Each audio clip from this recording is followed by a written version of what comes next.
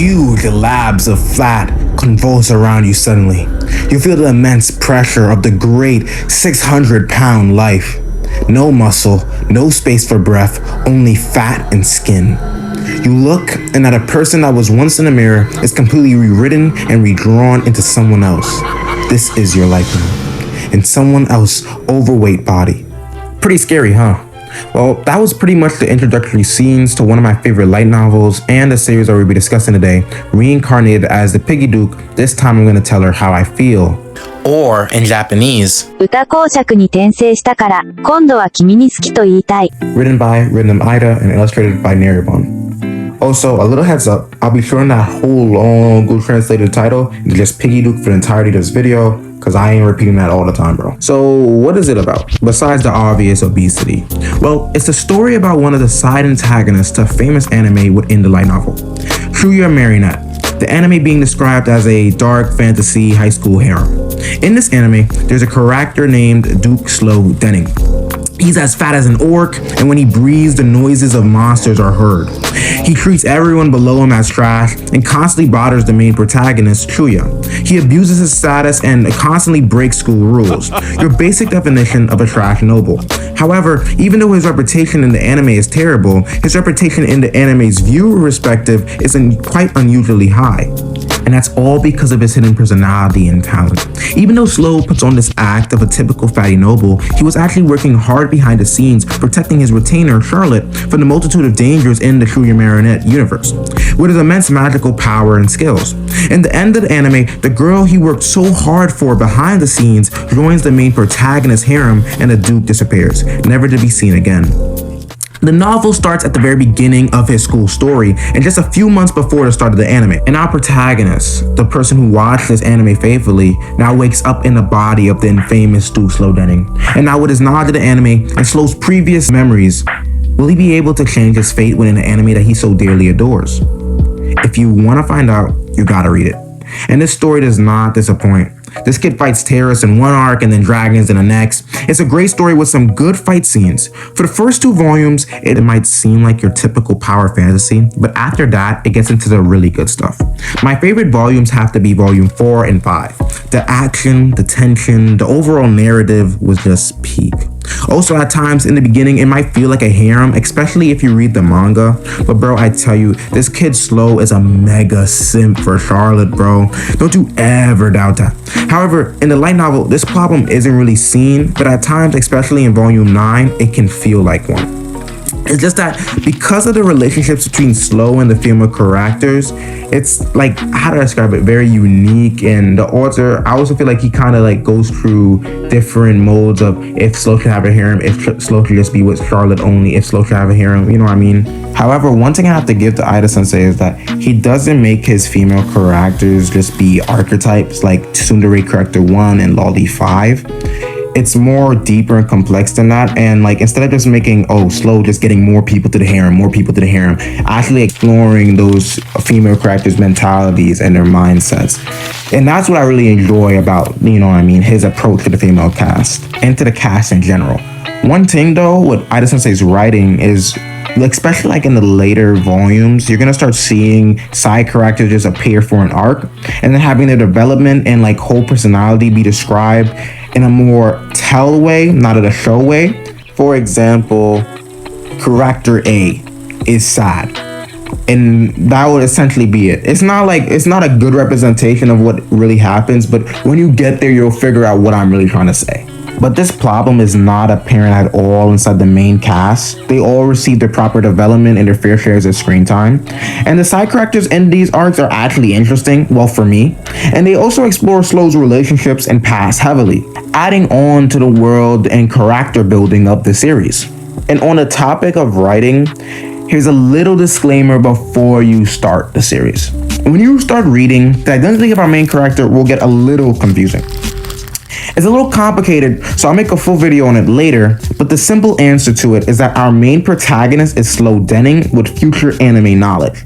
This also ties in heavily with one of the main themes and messages within the story: change. One thing I love about this story is its messages about growth and change. Anybody can change with the right amount of work and effort, and we see that in full effect with Slowe's body transformation. Bro, this kid goes from a large slab of flesh into a fully toned and brolic Chad.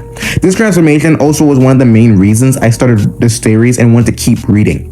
But also with his character, facing his past sins and striving to not only fix them, but also grow from them. And this message really surprised me and is one of the reasons why I really love Piggy Duke. I also love it because of its entertainment. In all truth and honesty, I came into this series expecting the same garbage isekai fantasy plot points and character types. And while there are some, the author, Ida-sensei, knows how to use these character types and plot points in creative ways, and it's just plain fun.